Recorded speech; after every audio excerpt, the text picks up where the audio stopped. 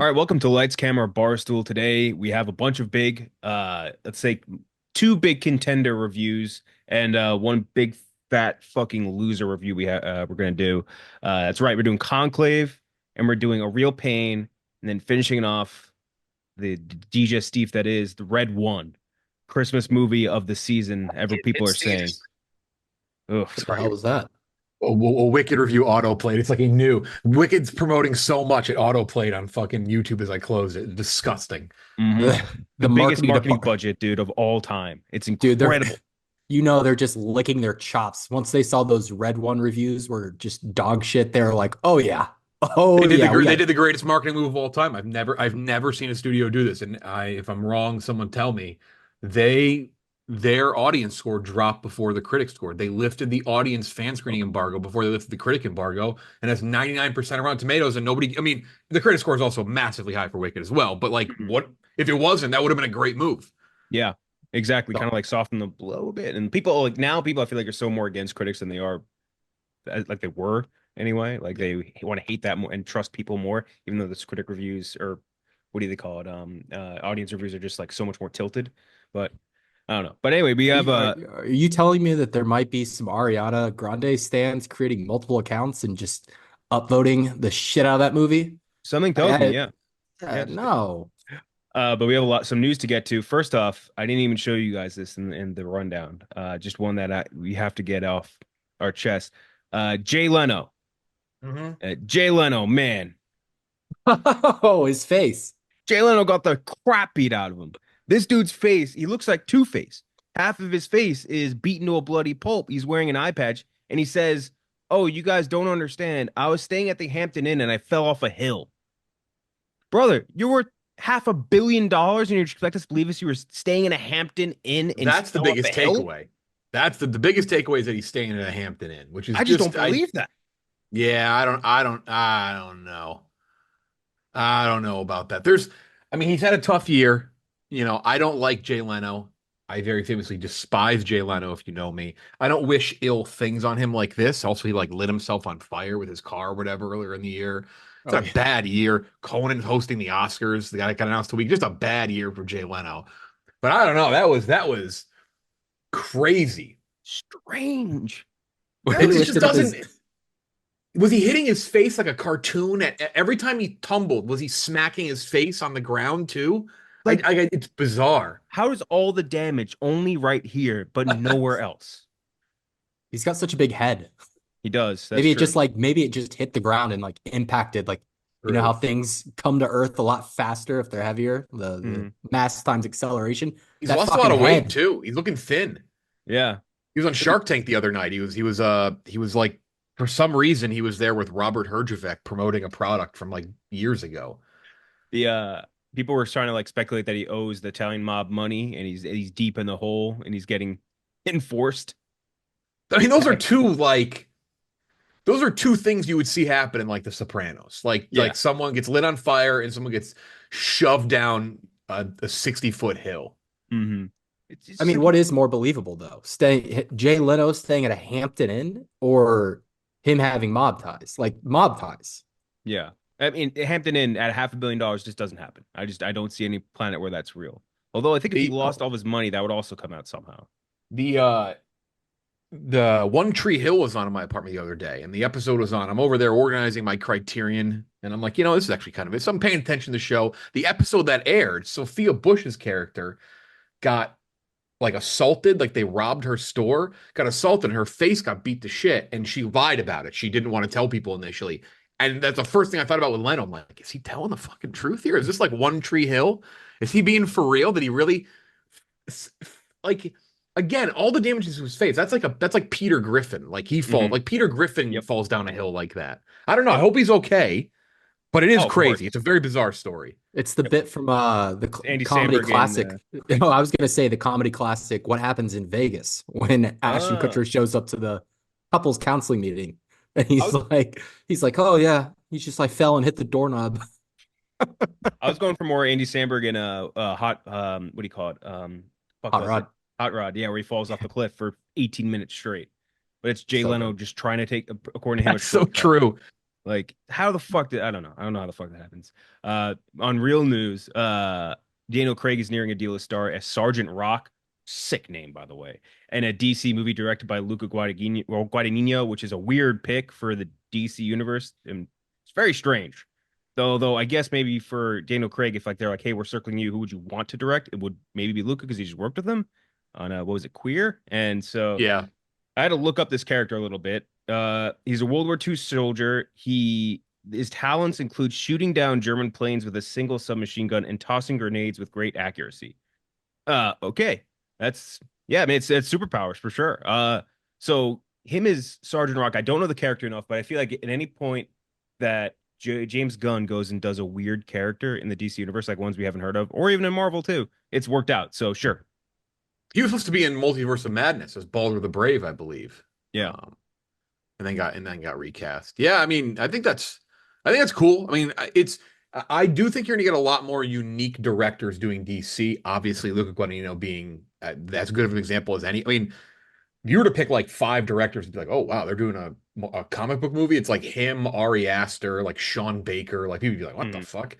So that's cool. I think you're gonna get a lot of creativity there because I feel like they're gonna assume James Gunn is not gonna like suppress them. No yeah. offense to Kevin Feige, but that's just what's happened. They've taken very good creative directors and have kind of stripped that from them. So I think it's cool. I think it's him good for him. He hates James Bond, so I'm glad he's getting away from that.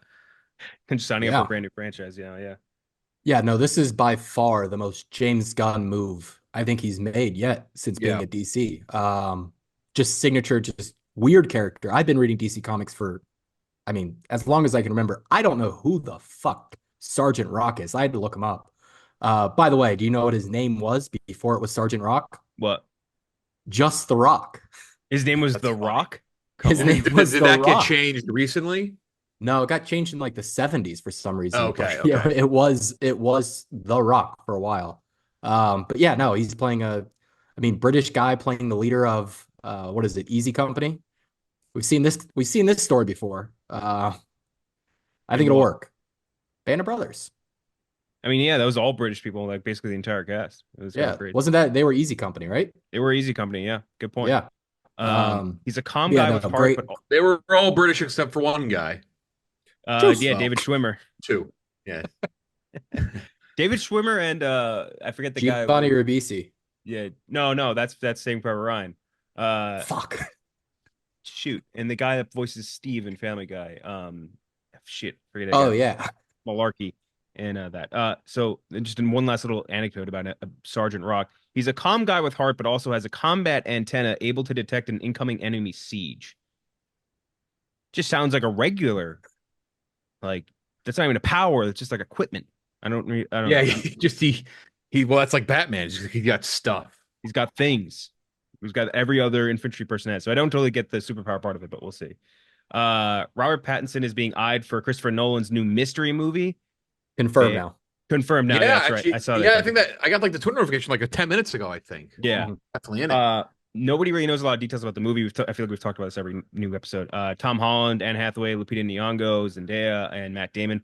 Massive crew, awesome crew. And then Pattinson, we're gonna get to see him very soon-ish in Mickey 17. Obviously, he's already been with Nolan. He was excellent in Tenet. So anything Pattinson wants to do, I'm all on board for. Yeah, I just watched today a very good video. If you ever get the chance, I don't know how to say it's like Cabini or whatever. It's the French like Criterion channel, basically. It's their version of that. They have like a video store in France, and they bring people in and they like interview them, and they like very intentionally set DVDs up around that like have to do with whatever the people are promoting. The guy behind the camera too is like a little too aggressive sometimes. Like he's just like, move over here. It's all right, chill out, chill out. Also, there's one with Francis Ford Coppola where he's a complete pervert the entire time. Oh, But I rewatch it every once in a while. The one with Christopher Nolan, and he like goes through like all these movies. He went through like it was for Oppenheimer, Amadeus, and he's showing them to Cillian Murphy's with him. It's an unbelievable video if you ever want to watch it. Like his insight in the movie is amazing. But this, I mean, great cast. I hope I assume it's going to be great. He has a massive bar to reach following up Oppenheimer. But I mean, I hope this is just another in a long line. I hope there's no like future Tarantino thing from him where he like wants to stop. Hmm. I'm ready for this. I mean, this has to be what we're all thinking, right? Tenet 2. Tenet Yeah. Or it the and it. JFK movie. Yeah. Tenet and it. I mean, it's time to get out. It's time to get up to some stuff. It's time to do some cowboy shit. I want a temporal pincer movement. But no, seriously, this is awesome. Where's this hot Robert sauce, Pat, man? where the fuck is the hot sauce? Robert Pattinson is just collecting great directors like Infinity Stones at this point. Hmm. I think he is clearly. I don't want to call it like an inside push from Hollywood, but Hollywood has marked him as like the premier leading guy. Just based on like who the opportunities he's getting. Um, it's crazy.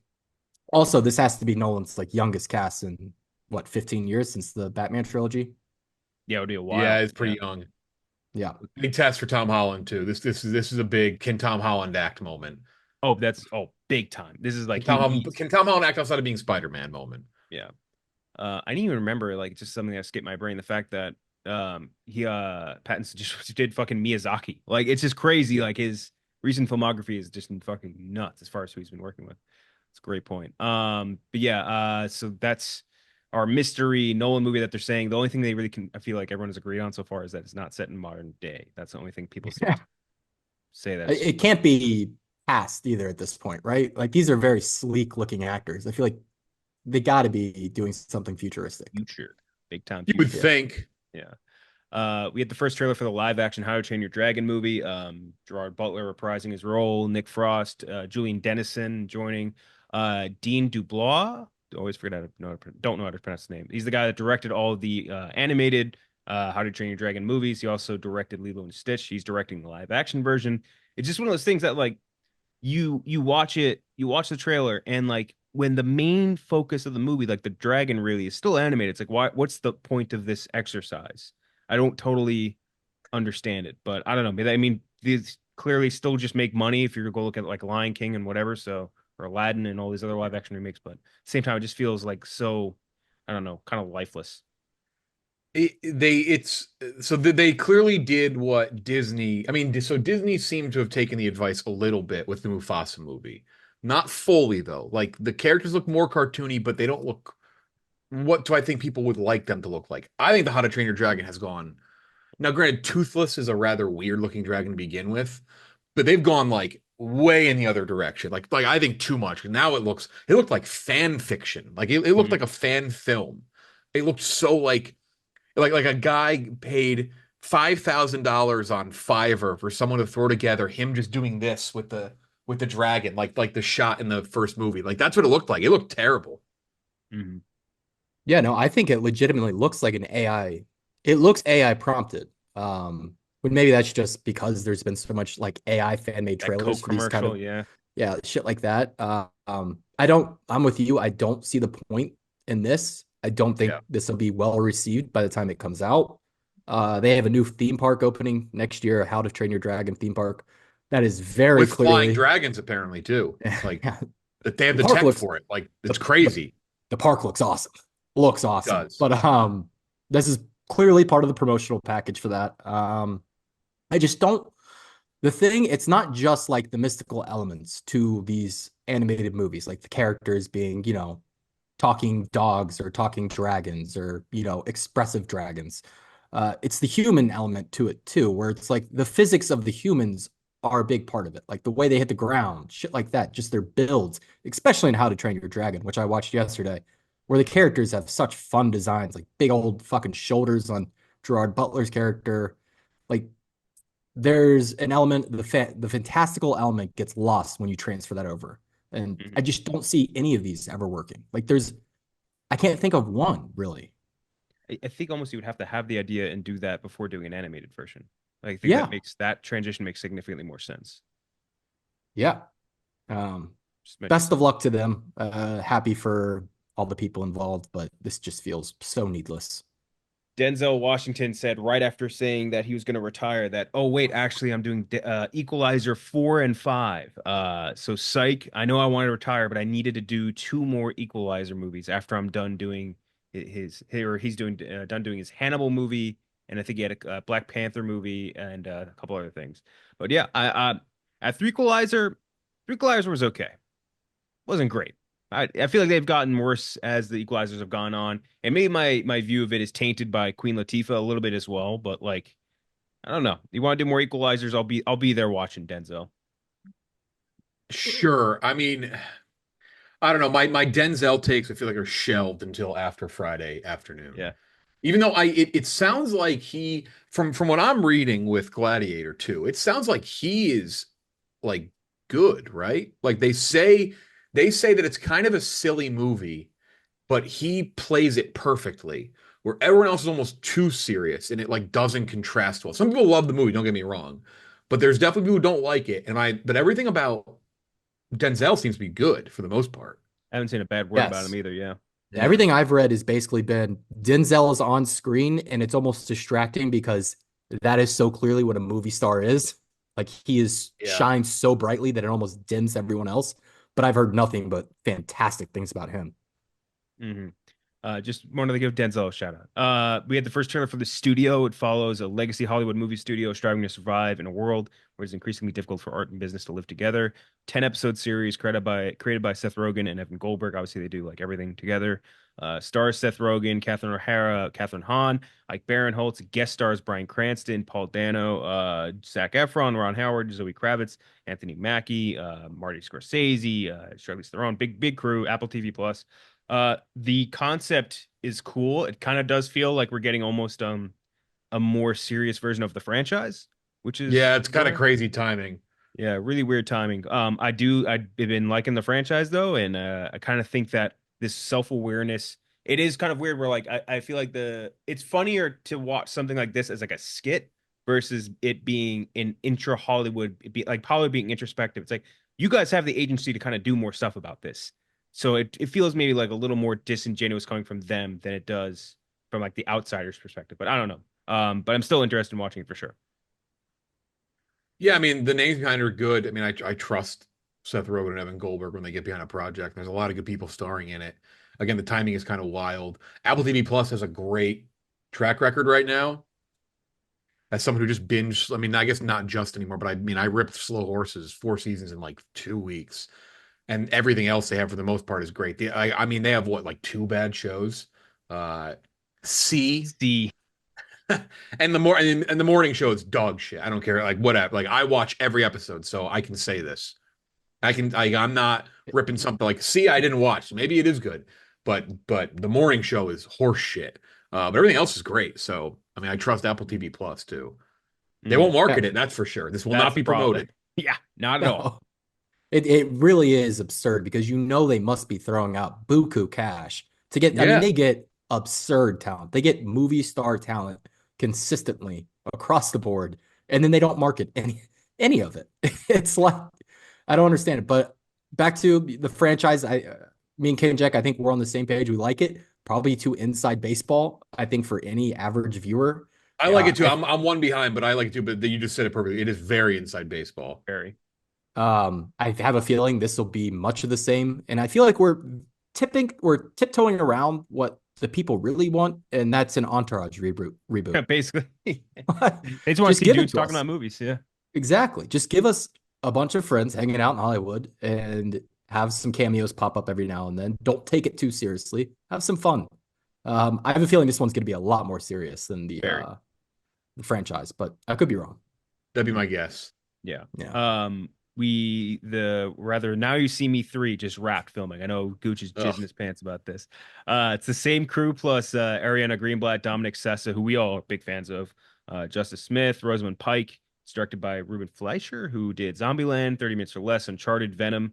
The writing crew is very interesting to me because it's Eric Warren Singer, who did Top Gun Maverick. Great, maybe not a movie that relied too much on the writing. No. Only the Brave, American Hustle. Michael Leslie, who did Macbeth, the good Macbeth, the one we really like. Assassin's Creed, dog shit, and the new Hunger Game movie, which is solid. And then Seth Graham Smith, who did Pride and Prejudice and Zombies. Abraham Lincoln, Vampire Hunter, Glenny Ball is the #1 movie of all time, and the life and the hard times of R.J. Berger, a movie or show that we have ripped on a lot. The premise of which being he's a nerd, but he's got a giant dick. That was the big plot twist of R.J. Berger. Very weird crew. Those movies rely a lot on I think like being pretty snappy and like kinetic. You know what I mean? Like you need to be able to move and do like cool things, and everything needs to flow and be snappy. And getting a new director in the middle of that, I think John Chu directed the last one. Very interesting. I like the first one a decent amount. I did not love the second one. Third one, hey, if Eisenberg wants to do it after seeing what do you call it? A Real Pain, he can do anything he wants in my eyes. Yeah, I don't know.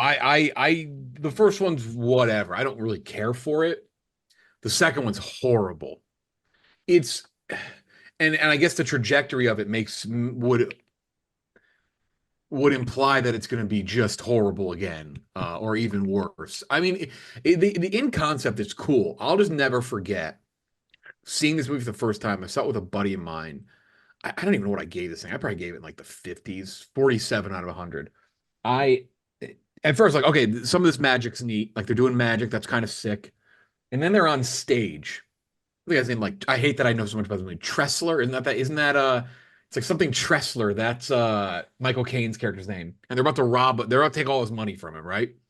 And they're gonna reveal this portal machine, which you're assuming, okay, this is gonna be some sort of trick, come up from the stage. And they throw these sheets, and the sheets, like literal magic from Harry Potter, like zip around in a big ball and then reveal this thing. I remember turning to my buddy, we're like, are they like fucking wizards or something? And like that for me, it always killed it. From there on out, you're just like, are they magicians? Are they like Harry Potter wizards? Like what is this? And I know you're supposed to suspend disbelief, but like when you don't even know what to suspend, and then like Mark Ruffalo's character he just like fakes it the whole time. Like he's just faking it the entire time. He's like, it's crazy. So I'm not excited to see a third. It's a preposterous franchise to me. Let's hear the defense. I hope the third one's even worse. I hope it's worse. That's fair. I can get on board with that. Like the first one's good and like good. The second one's bad and fun. The third one could be even more fun if it's even worse. There's a level of absurdity it reached in the second one where you're right. It becomes just straight up magic that I can't wait to see where they go from here. And Jesse Eisenberg, just for him to get excited about something makes me happy. And he really does. Yeah. Like he was tearing up. Did you see that video of like the filming rapping? And he's like so emotional about this franchise. And I love that for him.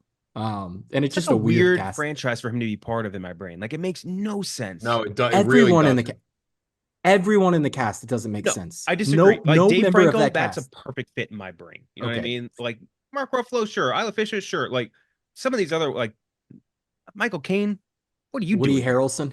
Yeah, Woody Harrelson, what are you doing here? Like some of those people, yeah, that's weird. Daniel Radcliffe just coming back for the second one. He's like, all right, yeah, I'll play a magician again. Which only hurts the Wizards thing, because then you're just like, what the fuck? Like the most famous wizard actor of all time. Fucking just strange franchise. I hope it's terrible. Nobody loves a bad movie more than me.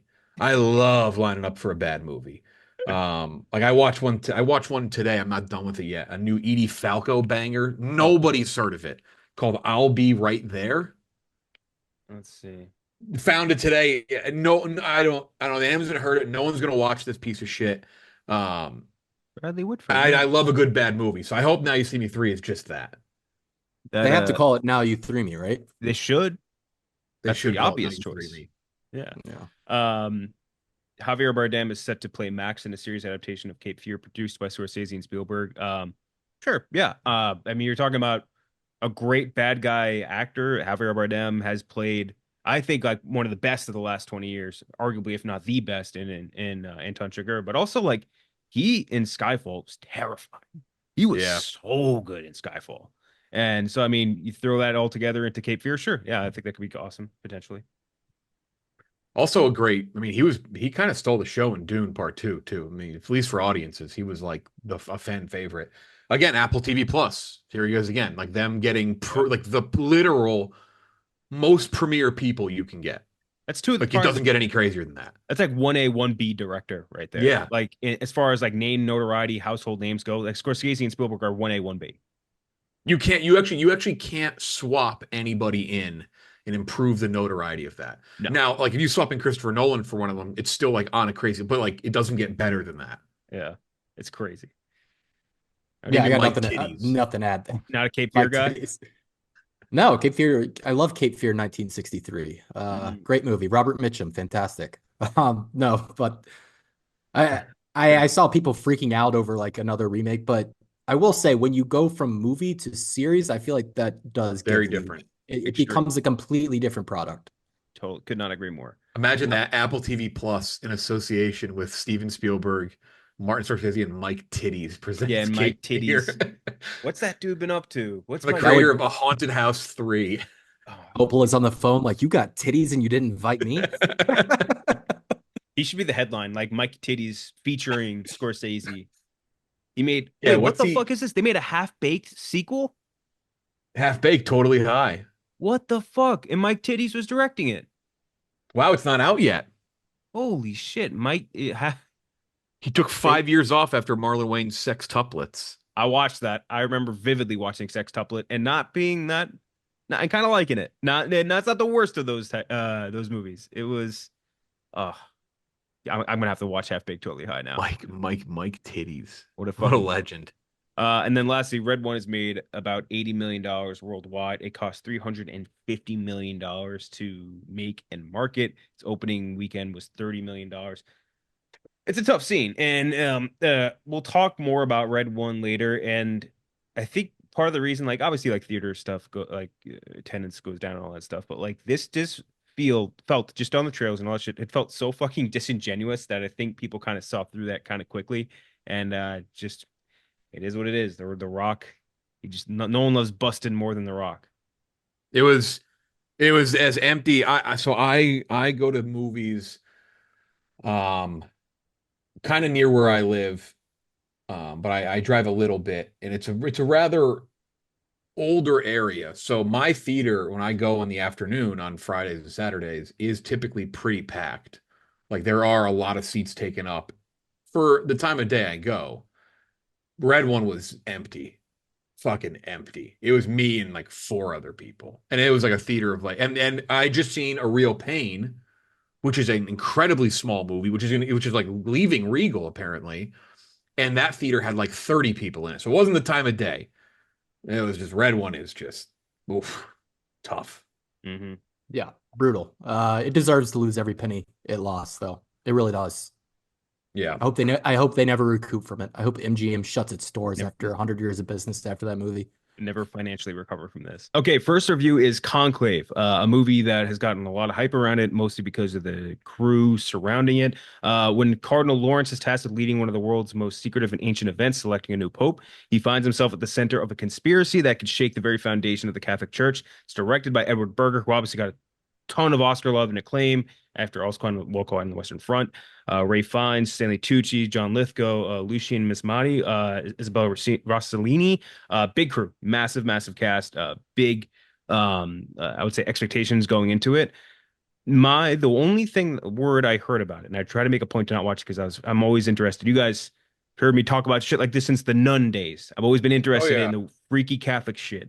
And so I tried to not hear a word about it. The only thing I did hear was what Fights had told me, which is I really liked it until I didn't.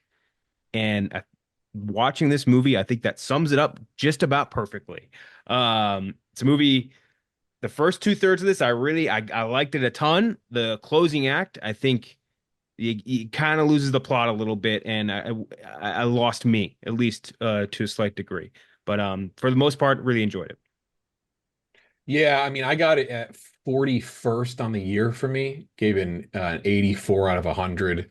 I think it's good. I think it's gonna probably get a Best Picture nomination. I think it's actually kind of very sneaky, like a dark horse to win. I don't think it will win, but because of how much it's well liked by everyone. It's one of those things. It's like a Green Book situation. Yep. Now it's also religious, which I don't know if that pulls it out because the Academy is so much younger now. That being said, But it's I anti-religious liked too, it. don't forget, in a way. Yep. Which helps. Yep. And it's unique. It does a couple interesting things that people may like. It's for me, I don't mind the ending. I won't say exactly what it is. We're not going to spoil it right off the top. I don't mind the idea of the ending. I mind how they executed it. You just don't have enough time to live with what they say at the end of that movie. And what they do contradicts everything that led up to that point, which is okay. That's the whole point of the movie is like they got to do something that is against basically everything they've done. But if you have it could not have been more than 5 minutes to live with that shit. Maybe it was 10 minutes. Like it is really like it's over. And you're like, what the fuck? And I just don't think that's enough time to breathe with it. And that was my biggest issue with the movie because up to that it was pretty great. It's like a minute. I mean, Yeah, that it might be final it's reveal, crazy. the final reveal happens and it goes, I mean, cuts to black. But no, I'm with you all. I think this is about as crowd pleasing of a drama I think we've gotten this year. I mean, like a very serious drama. I know there's funny moments in it, whether intentional or unintentional, I don't know. But it is an absolute crowd pleaser. I think this is a massive dark horse for Oscars because of that. It has a lot of Green Book energy. And I like this a lot more than Green Book. Now, the ending, I'm with you all. I don't love it. We'll talk about it. But the performances are just incredible. I mean, Ray Fiennes is as good as he's ever been, which is a massive compliment. Stanley Tucci is fantastic. John Lithgow, once again, slotted in a position where he can just shine. The cast all around, great. Isabella Rossellini, I don't think she's going to get that Oscar nom, which some people were saying, but she's great in her limited role. It's a fun movie, and it's fast paced. It looks great. I like what Edward Berger's kind of putting together. It's like that quote. It's not very subtle. It's the Angela Bassett from Fallout quote. She's like, "You use a scalpel, I use a hammer." Edward Berger uses a fucking hammer, and I kind of love that style of filmmaking. Hmm. So we'll talk a little bit more in spoilers here. So if you haven't watched it yet, skip forward to the next review. But so here's the things that I really liked about it.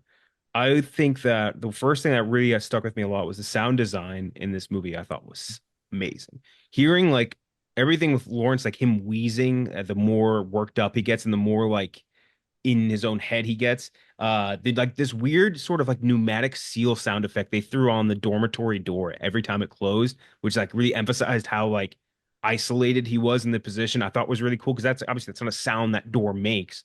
Just like a cool little thing that you wouldn't even think about, really. Like the glasses, the echoes on the pens, like everything just really like emphasized like the big openness of these like old ancient architecture things, which leads into the other thing. Like the production design was insane. It felt like you were in like the Yeah. real Vatican or something. It was absolutely nuts. Like in the vestments, the pomp, like all of that looked really real. And it, like it's so immersive for a movie like this. And I was super impressed by that. Yeah, look, by the way, the biggest part of the movie is an American cardinal getting that much consideration to become the Oh, yeah, Pope. not even close. Yeah, it looks amazing. He has a great knack for pretty incredible looking shots. Obviously, one of the best shots of the year is the Pope's walking with the umbrellas in the rain, or with the cardinals walking the umbrellas. That's fucking. It was incredible looking. Um, all of that, like he really has an eye for shit, and he also very clearly, I assume, was the same composer as All Quiet on the Western Front. It's a good question. I'll Um, check that. his he is clearly a director who or a creator who knows what music he wants in the movie and how for the music to play along with the story and how it plays out because the music was a great part of that movie, just building the tension. It felt like a religious version of a courtroom drama, basically, and I Yeah. like that was the enjoyable part about it. Again, the only really negative thing for me is a fairly large negative. It just ends in a way you're kind of not satisfied. I don't even care that's how they ended it. I don't even care that was the decision. It's crazy. Some people may be like, that's fucking too much for me. But I just think if you're gonna do that, that's okay. Be bold, but like you gotta live with it for a little bit. Hmm. Yeah, no, it's the ending we'll talk about in a second. The ending just has to be discussed. Um Outside of that though, you brought up how great it looks. I know they shot this out in Rome, not in the Vatican, but they did like fly to Rome. They shot with Cineteca Studios out there, who handles a lot of Italian productions, and it shows. Like everything, every little detail, like the way they're dressed, the embroidery.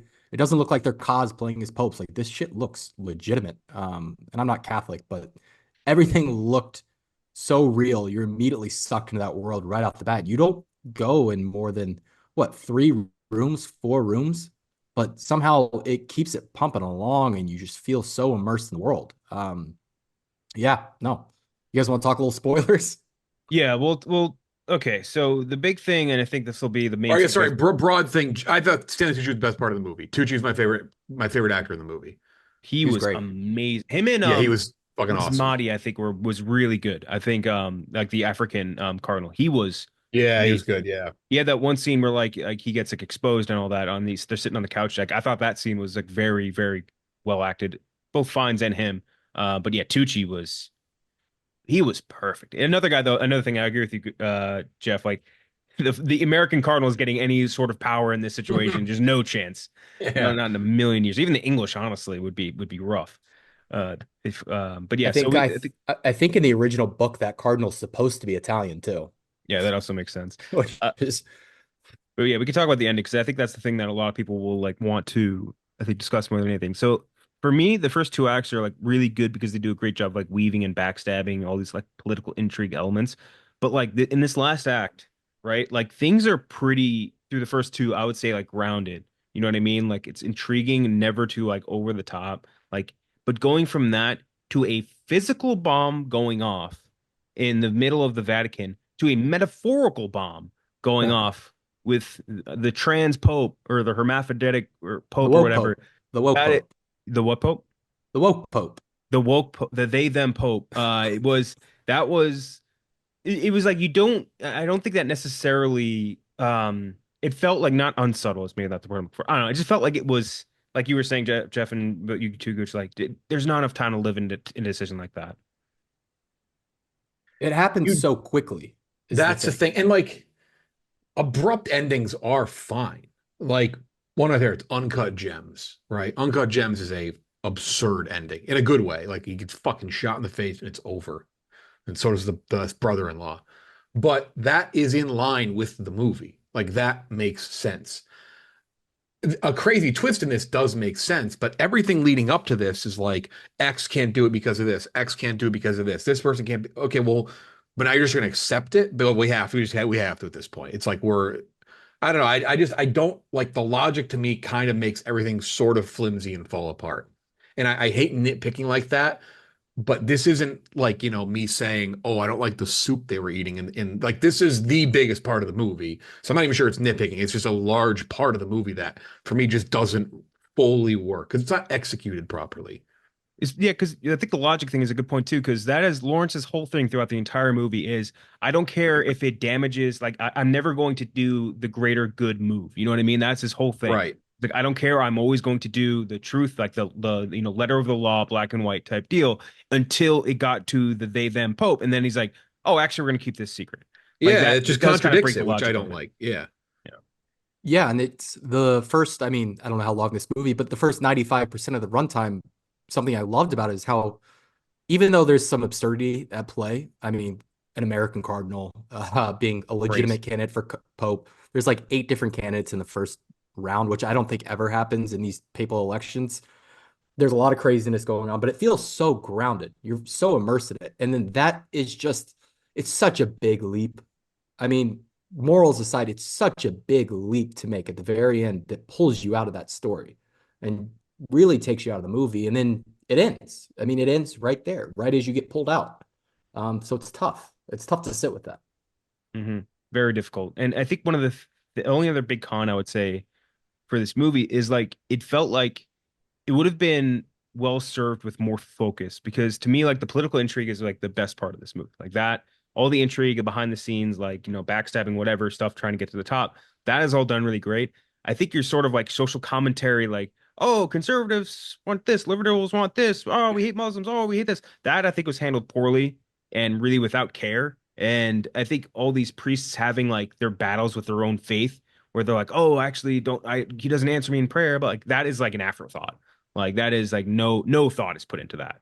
And that I think it would just if you focus more on the intrigue, it would have been like the courtroom drama stuff you're saying. I think that would have made for like the next level of movie tier. Because I would agree with you. I'm like around like in like probably a little lower than you, like an 80, like an 82, 81, something like that. But like if it was a more singular focus, like I'd be like way up there.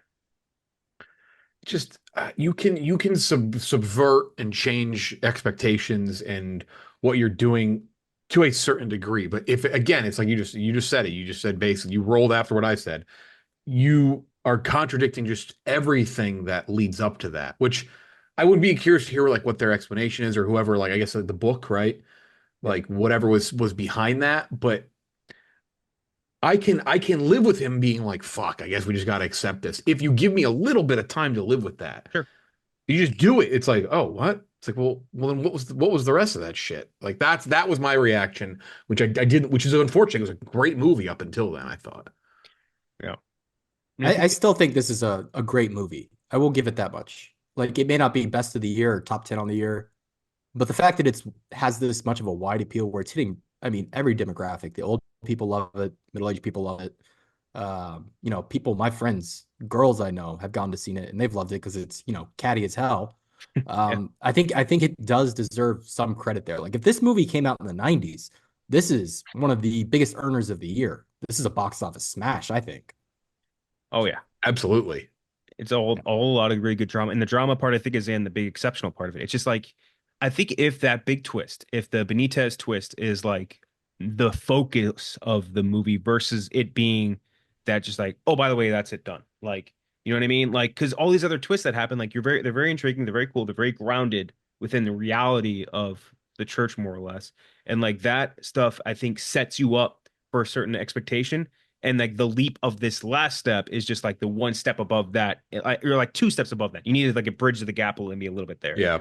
So I don't know. Maybe that was it. But again, I would agree with you. Like the actual twist itself, like the Benitez thing, if that was its own, the focus of the movie more, if that was like the main big sort of driving force of it, like, and you had maybe like the whole third act to deal with the repercussions of that, that I think would be better served. Or if they just switched that to something else, it would also be better served. But I don't know. That's, if it's going off the book, then whatever. Yeah. He was a fascinating character before that too. Like He was. I was rooting for him the whole way. That was a He great he, he character. was fairly telegraphed too, though. Like that was like Yeah. oh yeah. Oh, he was going to win the whole way. There was no. Yeah. I was watching with Clemmer, and like the second he came in, like he came into the movie, Yeah. just like in Act One. I was like, well, he's obviously going to be the Pope. Like no further Right. question. But yeah, that was. Other than that, loved it. The as far as performances, production, sound, and you're right. By the way, the same composer as All That Quiet on makes the Western Front. sense. Yeah, everything else, like all from a technical level, beautiful. There was one shot, I think, very early on where like Lawrence is starting to set shit up, where he does like this like rotating camera shot where he like goes around the table that Lawrence is standing on, and it's on like I'm fucking hard on for every oneer I see. Oh A yeah. really long oneer where he follows this camera around in a big circle and a big loop, and then like follows him out. Very well done.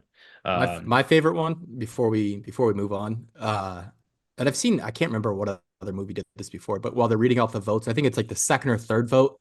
It just isolates every single character receiving votes and kind of fades out the other, votees. And it's just them sitting there and then it cuts back in and all the people are back. Great shot. I Yeah. love Bad that. system for voting, by the way. They gotta change that. Yeah. Trying to think of like maybe do like American Idol style or something, like text in Yeah, a they just number. do something else. Like Yeah. Jesus. But yeah, that's a Conclave. Now we can do another very good movie, one of my favorites of the year for sure, no question, like top five, I would say for me. A Real Pain. Mismatched cousins reunite for a tour through Poland to honor their beloved grandmother. The adventure takes a turn when the odd couple's old tensions resurface against the backdrop of their family history. Jesse Eisenberg wrote, directed, and starred in it. Macaulay Culkin, Will Sharp, and Jennifer Grey also in the movie. This movie. I is one of those things you don't hear a ton about. I don't feel they should be market or advertising this more or marketing this more because it is such an easy I would say easy tight watch and such a just a good mid-budget movie that you're just gonna in and out really enjoy yourself. I like this movie a ton. I'm a huge fan. Yeah, me too. Very big fan of this movie. I gave it very high scores. For me, it falls on the year third behind Anora and Dune Part Two. Very high marks for me. Didn't hit the 95 or above, but 94 out of 100. I think Kieran Culkin is not just the best supporting actor of the year. I think he's going to win best supporting actor. I think the push behind it's gonna be pretty strong. I think he's got like a legacy name in Hollywood. I think he's gonna win, and he deserves it too. He's so fucking good. It's a modern, darker, more, I guess, not bleak. Bleak's not the right word, but at times version of Planes, Trains, and Automobiles. Yeah. Great, very funny cast that all kind of works together. They have small roles, but like they're all important to like hit all their lines perfectly to carry these two kind of together, which also Eisenberg has the most thankless role in the movie, really just kind of being like the punching bag to this Kieran Culkin character. It's just great. It's an awesome movie. The best scene, the scene that I like the most was the introduction scene at the hotel. Very funny scene. But Hmm. especially when the Jennifer Grey character says like, I was becoming one of those ladies who lunch, and then Kieran Culkin's like, oof, like he's just like fuck. Yeah. The way he's like reacting to all their stories is so funny to me. He's like, fuck that. Yeah, He's yeah, on- yeah, What was he that? The guy's talking was about he was in the genocide or whatever, and he's like, "Oh yeah, fuck yeah. yeah, you live." It's really funny. Male loved them because it was a perfectly written character. Yeah. Yeah, Jesse Eisenberg really shocked me. I think even more so behind the camera, not just directing but writing this. I don't know if it was because I watched Alexander Payne's Election, like literally earlier in the day, but I came out of this and this reminded me so much of Sideways, which is Mm. something Kirk Yeah. said right when we were recording a episode of The Geniuses, out now on the Dozen YouTube. He did say he But said it was like Sideways, which is like really good comp as well. Mm. yes, just very dark comedy, but buddy comedy, laugh out loud, hits the sentimental moments without missing a beat. Definitely one of the year's best. I don't really understand why. I think this is Searchlight, correct? Giving it the Yes. release. Yeah, Yep. it's a Disney Uh, movie. Surprised it didn't go wider. Also, Emma Stone did the intro. She came to my theater and introed it Nice. without a voice. She said she'd been out with SNL until like 5 a.m. the night before. Very cool thing for her to do, though, producing that old friend from Zombieland. Um, Great movie. Great movie. This is one I hope it hits streaming before Christmas Day because I think this would be one to watch with your family at home. Just a very enjoyable film. Hmm. We'll talk about spoilers now. So again, if you haven't watched this, skip forward. I think the big thing that stood out to me, and I agree with you, screenwriting is tight in this. Some really well written sequences, and I think specifically the one that really, really stood out for me is the scene where they're out at the big dinner, and him talking about Eisenberg. That is, he's talking about like how he goes through shit, but it feels so insignificant compared to his real problems. Like especially like in the lens of what they're doing, like the Holocaust, like and how their ancestors had been through it. I think that was really, really good. And like talking about like what, like how Benji had tried to kill himself, like all those things. That scene was sick. And I think this whole sort of the way that he scripts it up, where like you can clearly see that both like it's David and Benji, they're jealous of each other while also like not recognizing what they do have. Like David wants like his whole thing is like, I wish I could go into a place and like light up a room. And then at the ending sequence, you see him Mm. like walk in his house and like all of his kid and his wife, and they're all like lit up and they're all like, that's he does that. It's just not like to everybody he meets. And like Benji wants this like intimate human connection more than anything in the world, but he refuses to connect with his family. And he comes home and instead of going with his cousin to go to dinner, he's like, no, I'll just sit in the airport.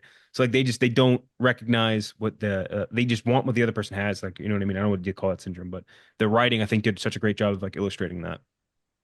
Yeah, and he didn't fall for tropes in making Yes. this movie. He didn't do because I'll tell you what, the I fully expect him to go home with him and back to Manhattan and have a moment with the kid and laugh with the kid and it would have been fine. It would have been a go get, but like to end it the way they did, it's funny. We just talked about a movie where you kind of don't have the consistency of what you led up to that final act, where this was consistent with those characters the whole way through, right to the end, to him staying in that airport, which I thought was a perfect way to end that movie. I was like a little worried, I'm like, this is gonna be like a schmaltzy fucking ending here. Hmm.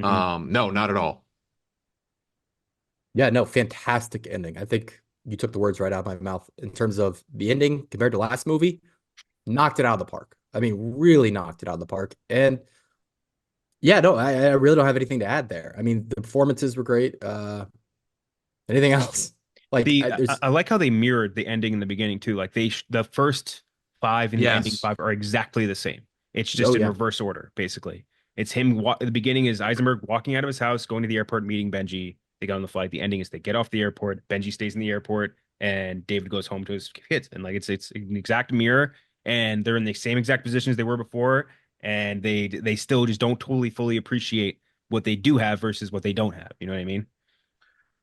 There for me, the big thing with that Kieran Culkin character is they were able to establish so quickly how annoying he is.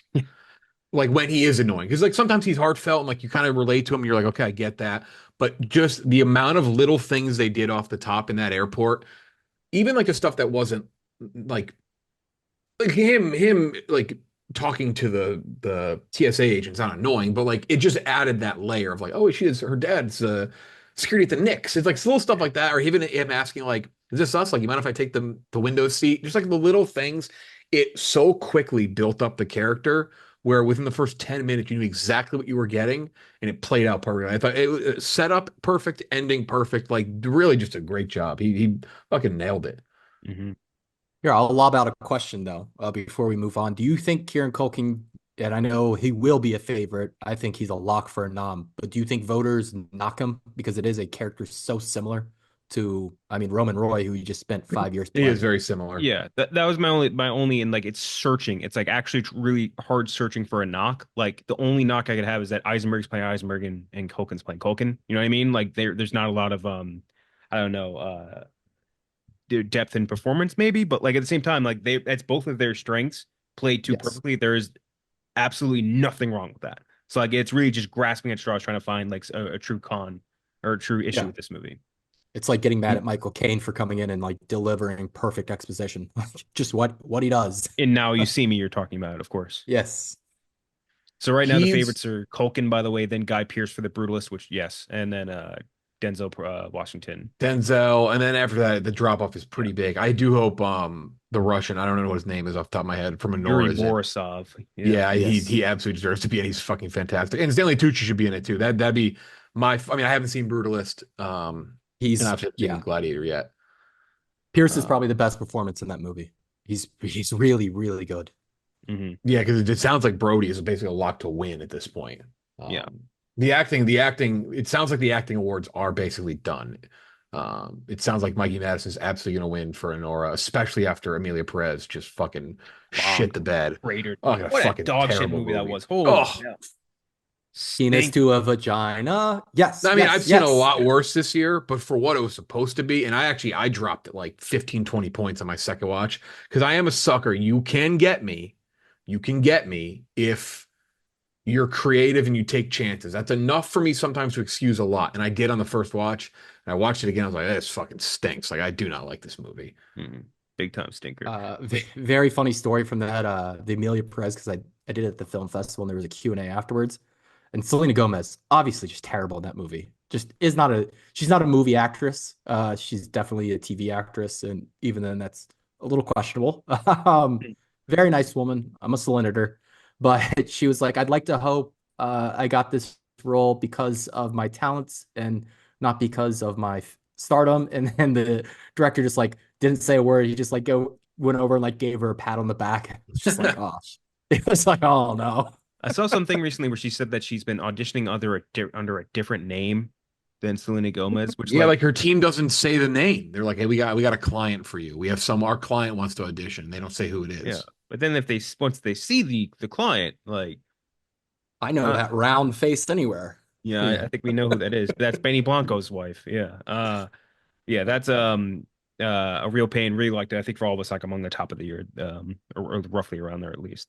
And then lastly, let's talk about this You're a red one, Mr. Rock. this hulking piece of shit, Red One. After Santa Claus, codename Red One, is kidnapped, the North Pole's head of security, Dwayne Johnson, must team up with the world's most infamous bounty hunter, Chris Evans, in a globe-trotting, action-packed mission to save Christmas. Directed by Jake Kasdan, who did Walk Hard, Jumanji, Fresh Off the Boat, did New Girl stuff as well. Dwayne Johnson, Chris Evans, Lucy Liu, J.K. Simmons, Kieran Shipka. Lucy Liu, what were you doing in here? Honestly, J.K. Oh Simmons, my God. what the fuck? She's got to hang him up. Yeah. So Red One, I think it's a movie. Everything that you think watching the trailer for Red One, it is exactly what this movie is. Mhm. Like to a T. Like if you like, there's no way you could watch the trailer and come away from it with anything other than like, wow, this looks like a big hulking CGI soulless mess. That's exactly what this movie is. There's no, and I think we've talked about a little bit, like maybe towards the end you get a little bit. This movie, every Christmas movie if you want to leave a lasting impression, you need to inspire some sort of holiday joy, some spirit, and something like a feeling. And this just has none of that. None of that. It's like watching a fucking commercial or something. Like it's just a big, long fucking mess that just has like, hey, let's just throw the rock at the fans and they'll come to the theater. Just not the case. It's just not the case. So yeah, not a fan of Red One. Gray, everything's gray and just fucking gross looking in the North Pole and like so bland. Chris Evans, I mean, basically mailing it in. The character is basically a guy who just arrived on set. Like he's got Yeah. glasses on, like a comfy outfit. The Rock is not a human being at this point. He's the thing. He's just the Rock. Like he's not like he's just the Rock in every movie. I can't watch it on screen. Like it does nothing for me. Very curious if it's going to be in that Safdie brothers film because that's going to have to take a big transformation for you to really take him, I think, seriously at all. I think he knew this was dog shit the second he shot it, and that's why he immediately got signed up I for don't a know, few new dude. You, projects. you saw that clip of him being like, I was watching Oppenheimer Yeah. and IMAX and I saw Red One in this. Oh yeah, next level or something like that. Lucy Liu nailed this in. Oh, her first line delivery is shockingly bad. Brutal bad, dude. Kiernan Shipka I like Kiernan Shipka's crazy miscast for Kiernan Shipka. Horrible miscast. Who I don't think was ever on set with The Rock at any point in time. No. Which wasn't that the rumor that he wasn't on set? They said he would show up late or something, and then like all the cast had like these like Disney written statements saying that that's not true, or like Yeah. he had his schedule where he had to work out ahead of the shoots and all that shit. It's fucking he had to eat his Bad. I teeth. gave it a 24 out of 100. This sucks. This movie's really bad. Really bad movie. Yeah, this gets a 5 out of 100 for me. This is Wow. This just it fails at the most fundamental level of being a Christmas movie. And I've seen people defending it, being like, you just got to turn your brain off, have fun. It's one of those. No, But no, when you are making a Christmas movie, the most important thing is that you are sincere, you are joyful, you bring those Christmas values, the Christmas cheer. It has none of that. It feels so fucking corporate. It's disgusting. Nobody feels like a real character. Even Santa doesn't feel real. J.K. Simmons just wanted to show off how in shape he is. It's bad. Even Bad Santa has like a touching thing. Like the most negative Christmas movie had, and like this has nothing. Mm-hmm. And I think one of the biggest, and we'll talk about it, but one of the biggest mistakes they made was keeping like family out of it. It's like, so his son is like never in the picture. They're talking about his son and his family, but you never see them. He's never a real family man at any point. Like, and why should you care? His son gets zapped into a snow. Who gives a fuck at that point? Mm-hmm. Exactly. Doesn't even sound like a bad punishment. Like oh, he's just in a snow globe now. It's like, all right. He's not dead. Like He hates his parents anyways, what it seems like. So I can. yeah. I didn't get it on a pretty fundamental level why a movie like this comes out, other than like it feels like one of those tax write-off things. You know what I mean? Like they're like, hey, we need to overinflate a budget and then like use that money on something else. Like what other reason could be behind this? Because there's no soul to this. It's so like you said, Gooch, just corporate as goddamn hell. Nothing to say, no spirit, no sincerity, nothing that makes you feel good. And that's the one thing. Again, the one thing you need to have a Christmas movie is to make an audience member come out and feel like a little sappy, a little like, oh, I'm so excited for Christmas. Open the presents, be with family, have some joy, blah, blah. None of that, dude. None of that feeling whatsoever. No gooey center. Just an absolutely hollow piece of shit candy this movie was. It's right up there with similar movies of the year for me. Time Cut, that awful fucking horror movie on Netflix, which is basically the 90s episode of Lights Camera Barstool. It was like unbelievable. They're like, BlackBerry, should I buy stock in that? And it was fucking terrible. Reagan. Oh boy, Reagan's yes. right there, the Ronald Reagan movie, which is one of my favorite theater experiences of the year, by the way. Unbelievable. Fuck, that was an amazing theater experience. And another movie that I watched recently called A Mistake with Elizabeth Banks, and she does a New Zealand accent the entire movie. Oh no. It's shocking. It is the first time she opens her mouth, I was like, hold on a second. Also a recent one, Absolution with Liam Neeson. All those are right around each other. Yeah, I did watch that. That was a bad one. That's a bad movie. He's got to stop too. It's not good. Yeah, and he's talked about that too. That's the weird thing is he kept saying like, yeah, I'm gonna have to hang him up, and then he just like 2 years later still not hanging him up. Oh, Hey, I'm still pretty pumped that he's doing the Naked Gun reboot. I still think that's gonna be No, funny but as hell. that's not an yeah. active movie. That's the definition of hanging him up a little bit. You're not being serious. That's like a very funny That's movie. And he's a yeah. very funny guy. Red one though. That's Back to bad red one. movie. Let me dunk on this some more. Just bad. The Rock thought he had like a comic book movie here, I think. Uh-huh. Like the way they wrote this and like the lore behind it. Like when Krampus arrives at the Yeah. North Pole, it's like Thor arriving on Wakanda. They try to play it like that. They're like, "Oh Yeah. shit. Oh shit, it's Krampus." Like, I what think they the thought fuck? Also, what does Santa yell when he what is J.K. Simmons yelling when he gets the reindeer to go like supersonic mode? What is he saying? I He's don't not remember saying this. like on Dasher on Dancer. Like he's no, he said saying something else. like every Santa ever has done. He says some like He I gets think, by the little. way, I think they thought that nobody knew or knows what Krampus is. I think they thought that they discovered like this is like a yeah. new thing and a new character intro or something. Like we all like we know what Krampus is. It's been the popular culture for a while now. That was also very bizarre. I will say Uh, the 5 points I gave it, that comes from Krampus. He looked great, is what I should say. Like The that Krampus stuff was is probably the best part of the movie. I also like J.K. Which by the way, he absolutely cannot be that skinny if you're Santa. That's just ridiculous. That fundamental part of Santa. is horrible. I was most interested by him delivering gifts at the end. I was like, oh, that's actually kind of interesting. Like I actually like the concept of him like zapping in and out and going down. The warp Also, I speed, mean, yeah. I didn't even think you talk about he was The Rock was Ant-Man. Could like yes. That shrink. was such Oh a my God. dumb fucking thing. You have The Rock. Why are you going to shrink him? That's the one thing that he's good for is being big. I also can't take the Nick Kroll's goons who stood up Oh to yeah, The Rock like they were gonna beat his ass. Like nobody would do that. yeah, Kroll in general. Also, Nick Kroll, the way you back to Kieran Shepka was never on set with anyone. So obvious in that scene where she's like talking calmly, but then Nick Kroll is like delivering the lines, like screaming like a madman, like Hmm. crazily, like because he had no clue what to go off of there. So he's just Yeah. like, all right, I'm I'm gonna not do even it. convinced that she was in it until the last second because her character just so happens to never be around all of them. She's like, Never. it's very weird. Very, very She's weird. always Yeah, Nick talking Kroll's through a like, hey, fucking I'm snow Nick globe. Kroll. Fucking don't say a name. It was the worst, like, over the top, stupid character. Ugh. Stupid You know fucking. what? You know what also pissed me off about this movie? They did have one very cool thing going for them, which was it can turn the little magic thing. They can turn toys into like reality. They use it like Yeah. twice. Once to make a car, the most boring thing you could do, Yeah. and then they do something cool. They make the little Rock'em Sock'em robots, and then they just pan away.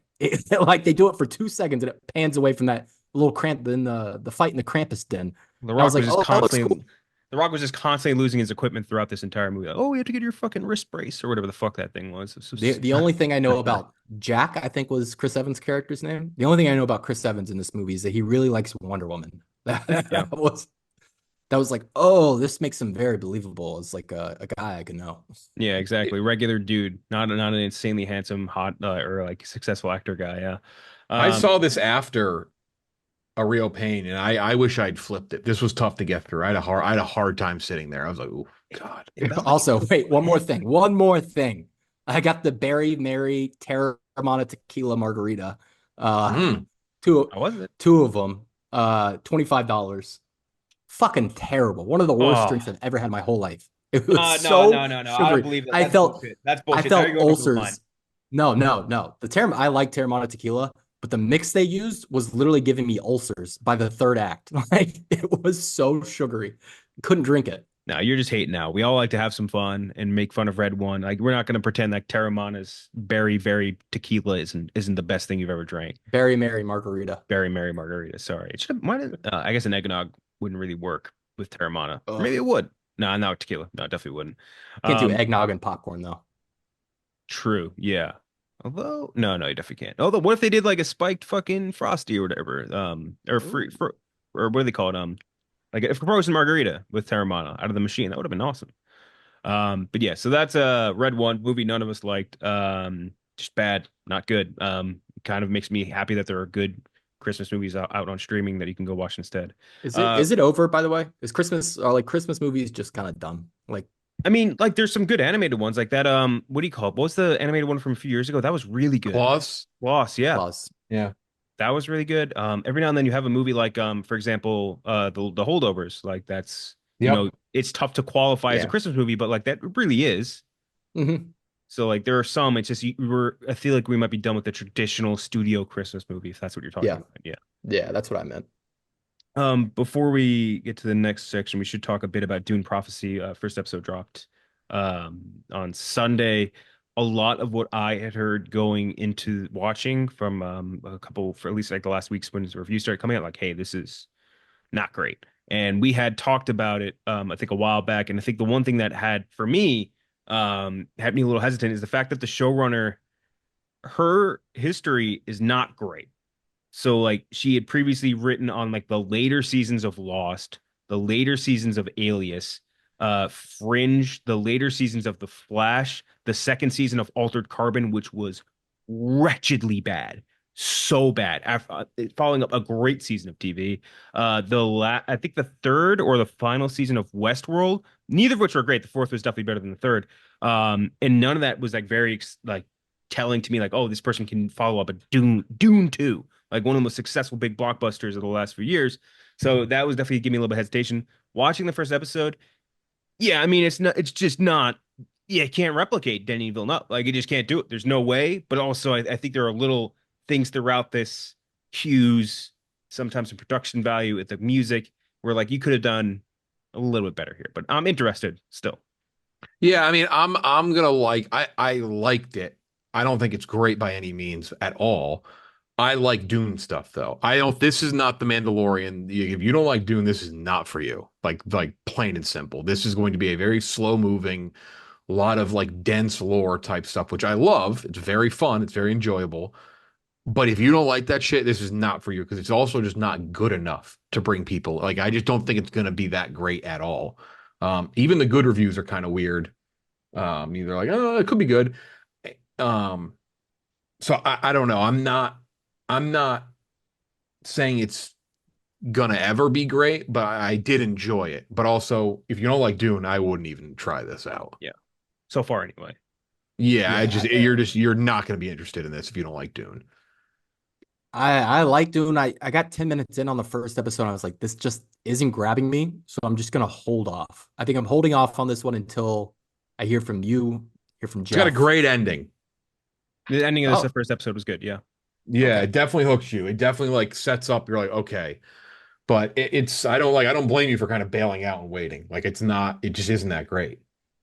Mm. Yeah.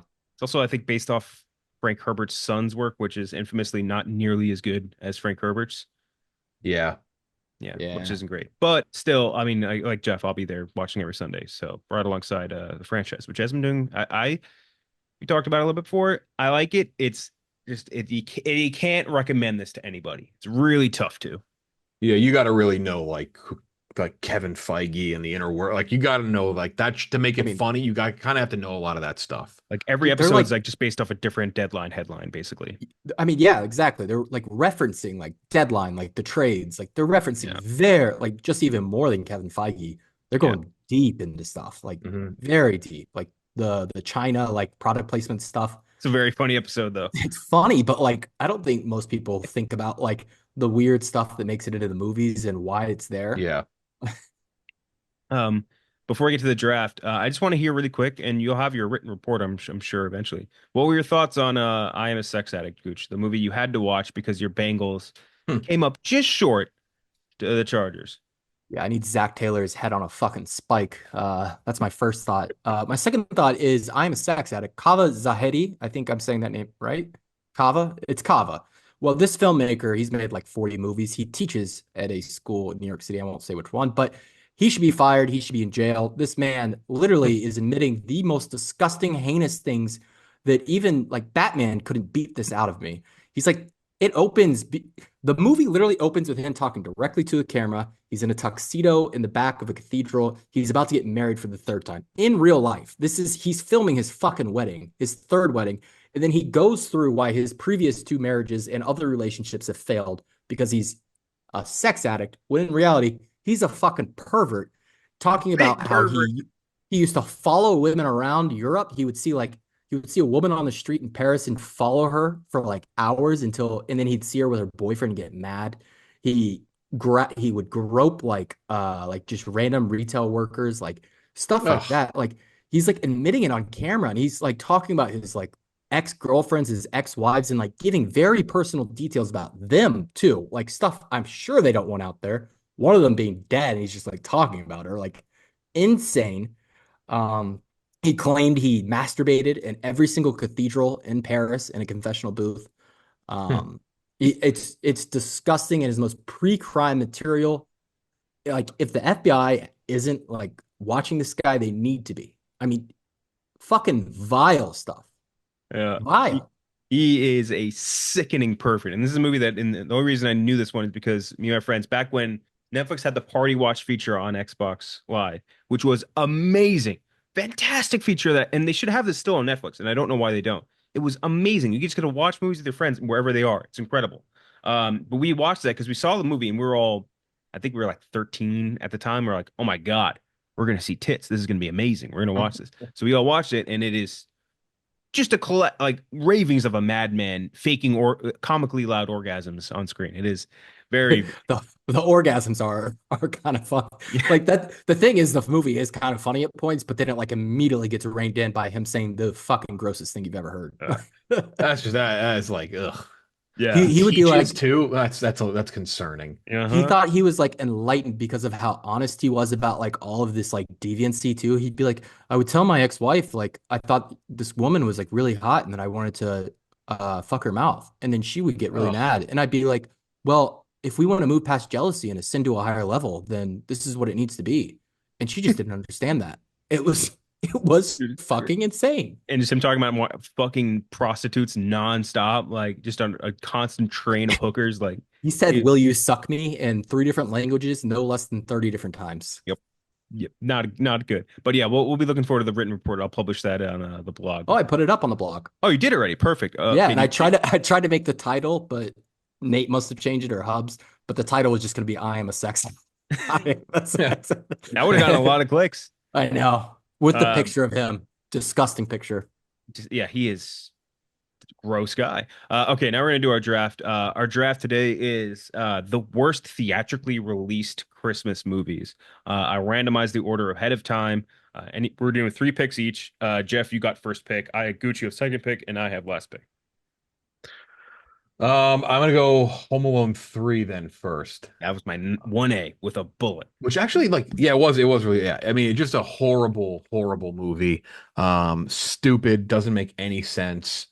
Made 79 million off $32. The leap from what it was with Home Alone and Home Alone 2, still some crooks, robberies, to being international North Korean adjacent terrorists is one of the most absurd decisions I've ever heard. Ballistic Um, missiles tech. yeah. He had ballistic missile technology. Now I love it. I love the movie. It's so stupid. I also grew up thinking that the one character was David Schwimmer, which as a Friends fan, I loved that. It's not David Schwimmer. It's a atrocious movie. But it gets some laughs out of me because it's just so bad. It's so bad. Scarlett Johansson, right? Yeah, Scarlett Johansson. The bad guy, the main bad guy in that is Yes, like the bad Russian guy in every movie, like and bad Eastern European guy in every movie. I think he was in Alexander Krupa. Yeah. yeah, he was in what's the one where Owen Wilson gets shot down, not behind enemy lines. It's like there's the one guy that's the dude from GTA, and then the guy that's his boss is that actor. And he's also I think in X-Men First Class. I think Yeah, he's he like plays Soviet captain. yeah, the And, one that like launching all the missiles that Magneto just throws back in his face. and then Uh, in Fate of the Furious, he plays the Russian Minister of Defense. sounds sounds dead on. I think was he in MI? No, that's a different Russian guy. But Home Alone 3 off the board. Gooch. my number one. I'm not sure if this is the worst Christmas movie I've ever seen. I actually think it might be Red One. um, But this movie I got very excited for as a child because they were adapting a John Grisham novel, and I was obsessed and locked in on John Grisham at that point. And this movie is Christmas with the Cranks. I was like, fuck yeah, Tim Allen, Yeah. John Grisham movie. it's nothing like the book, first off, and it's so mean-spirited. It's like I brought up with Red One. If you're mean-spirited, if you're just insincere in your undertaking of making a Christmas movie, I will not like it. I will hate it, in fact. And I hated this one as a child. I haven't had the balls to go revisit it because there is no reason to revisit it. Not a good movie. And honestly, on its face, on paper, it should have been good. And it just was bad. It was so bad and such a disappointment. Hmm. That was a real. I mean, it's just like for me, something to do with Tim Allen. I've never, I mean, I'm not to tip my own picks. I'm not a big Tim Allen movie guy specifically. I feel like it had a massive marketing campaign too, for some reason. Like a big one. It did. It also, that's another one that has a level of mean-spirited that isn't paid off for me. And that's what I always don't like about those. Like it just doesn't have that feeling. Also, like fucking Santa's at the end of it, like the fucking old Yes. guy. Yeah. It's like it's just yeah. I don't like. Not a fan. Just 5%. Never have been. 5% on Rotten made about $30 million back. I did not realize they would be that low on Rotten Tomatoes. And that's brutal. Okay, so Home Alone 3 and Christmas with the Cranks off the board. I'll do my first one. I'll do Jack Frost because that movie frightened the shit out of me as a child. I never liked Jack Frost. I thought that thing, it almost reminded me. Do you remember like the Nesquik commercial or not Nesquik, Nestea commercial with the snowman?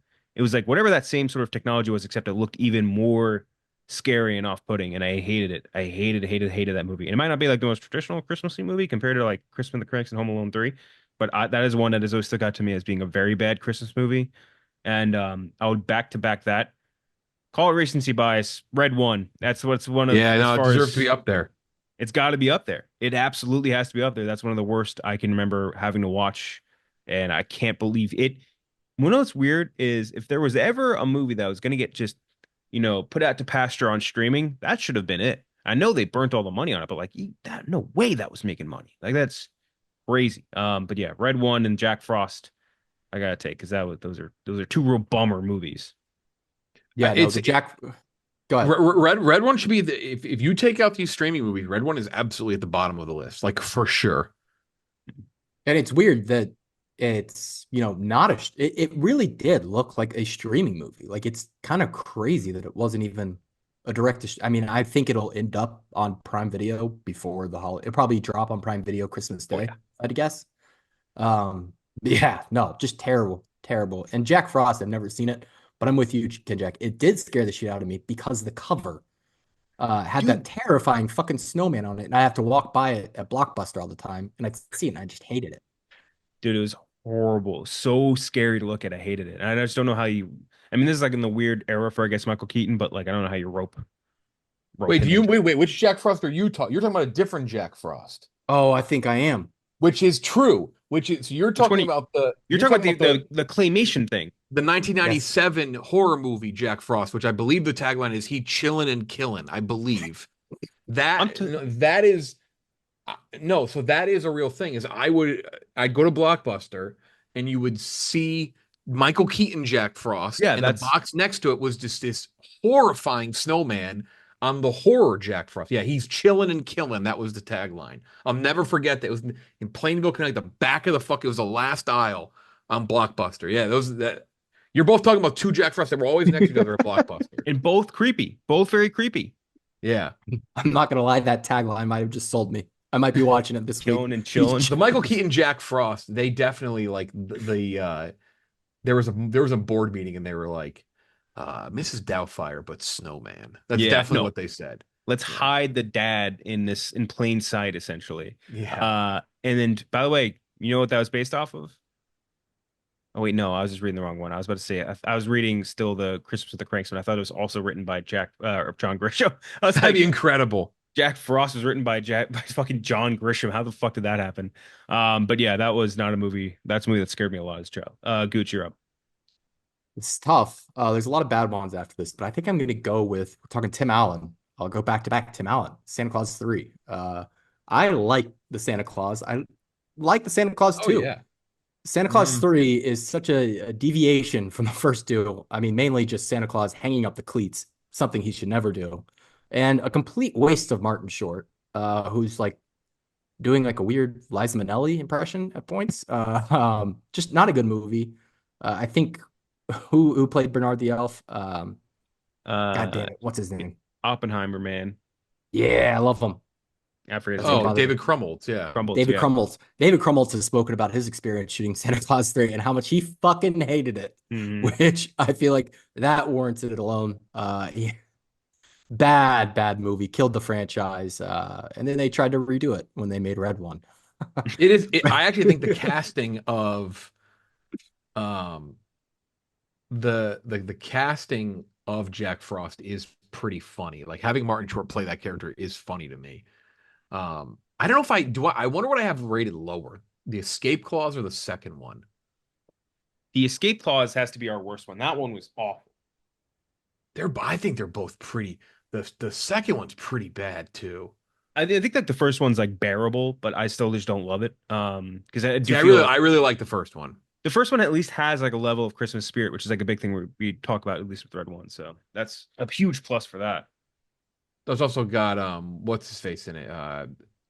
Abigail Breslin's brother. I think it's her brother. The fucking nerdy. He was the nerdy kid in every early 2000s movie. The escape clause. Spencer Breslin? Yeah. If they're not siblings, that's the first time I've ever heard it, but I just assume they're siblings. They kind of Or look is it, alike. no, Ryan Breslin. Never mind. Yeah, that makes more Um, sense. two is rated a hair higher for me. Yeah. Yeah. Also, shout out Elizabeth Mitchell. I just rewatched Lost not long ago. Hell yeah.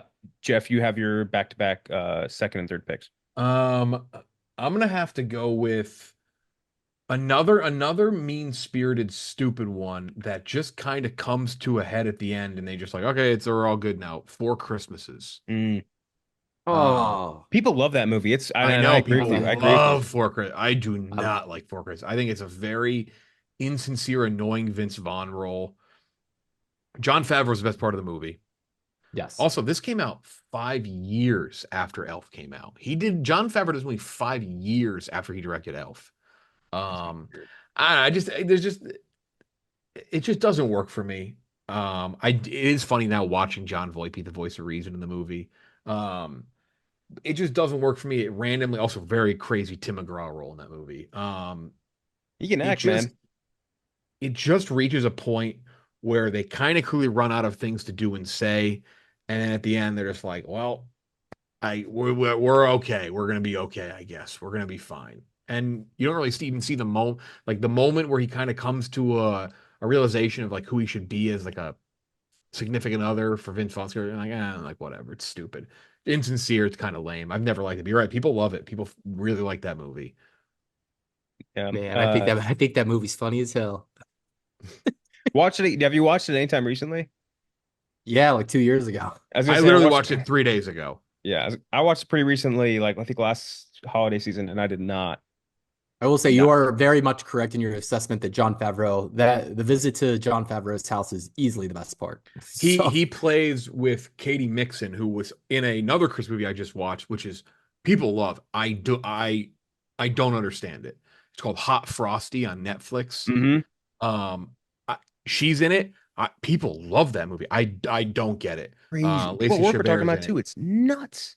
Yeah, unbelievable. So I'm doing like a Christmas movie marathon right now. I've watched 12 so far, but we're starting off really bad. Like I watched Just Friends, Surviving Christmas, and a bunch of like streaming ones that can't be picked that are unreal bad. Mhm.